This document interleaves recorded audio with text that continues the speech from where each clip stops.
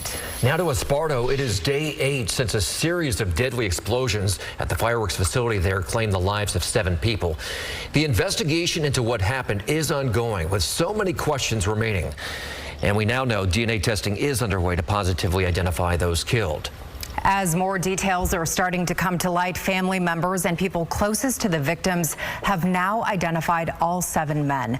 We have photos of 6 of them. As we've reported, 3 of the men were brothers, Jesus, Johnny, and Joel. The other victims include husband and father Carlos Rodriguez, Neil Lee, the general manager of Devastating Pyrotechnics, and Angel Volaire, who is not pictured. The 7th and final victim is Christopher Bocog, and the investigation and work at the explosion site continues this afternoon, and the state fire marshal is taking the lead on this criminal investigation. The Esparto Fire Protection District and the Yolo County Sheriff's Office remain on scene at the site as well, working on what the county is calling recovery efforts. KCRA 3's Michelle Bandor is live for us in Esparto, trying to find answers.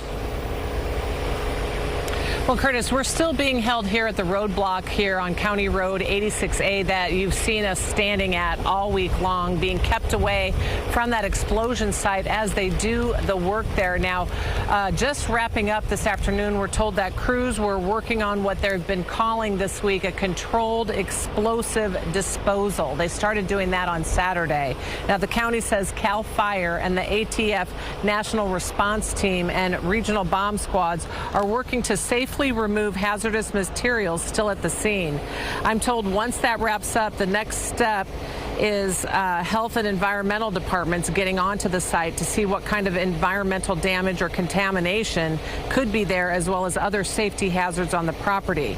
I also reached out to the county to speak to someone from those departments, but didn't hear back about getting an interview. However, the public information officer sent me a list of departments taking part in these recovery efforts, from code enforcement to roads and agriculture. She says they all are working in coordination with emergency operations on the property at different times.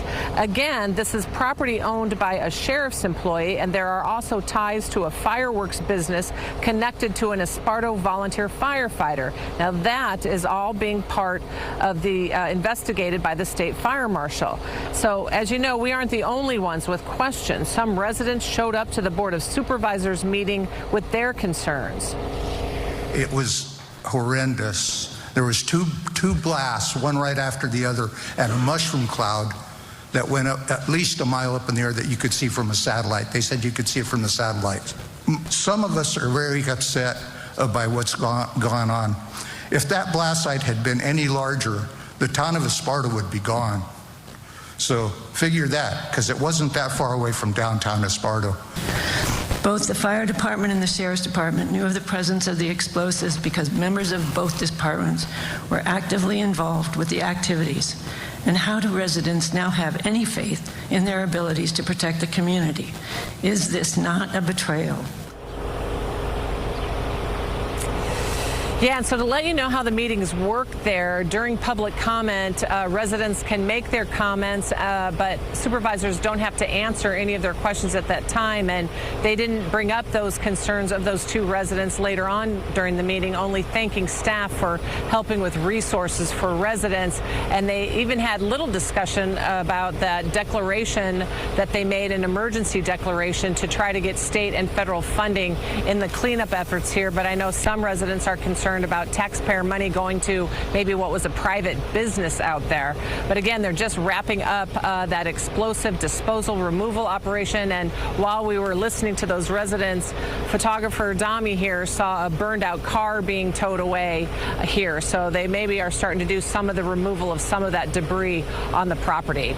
Reporting live in Esparto, Michelle Bandor, KCRA 3 News. You know, Michelle, that's interesting. The Board of Supervisors meeting, a lot of people ask questions. There are no answers. We also have a lot of questions that we posed last week that we still don't have answers to.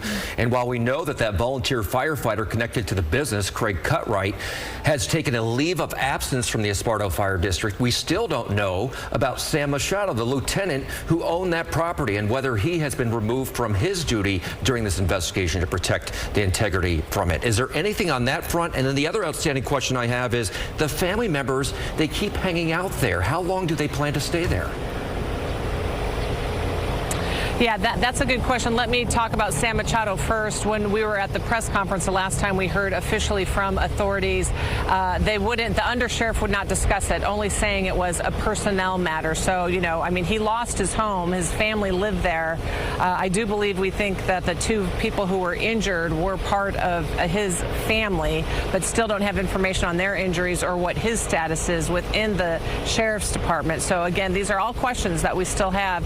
And same with the family. And as you know, they have been camping out here. They are still here camping out. They brought in the tents. They have food. And you can see, you know, some relatives walking with the cooler there. And then even the memorial that we showed you, I was here 2 days ago. It has really grown with more candles and more flowers.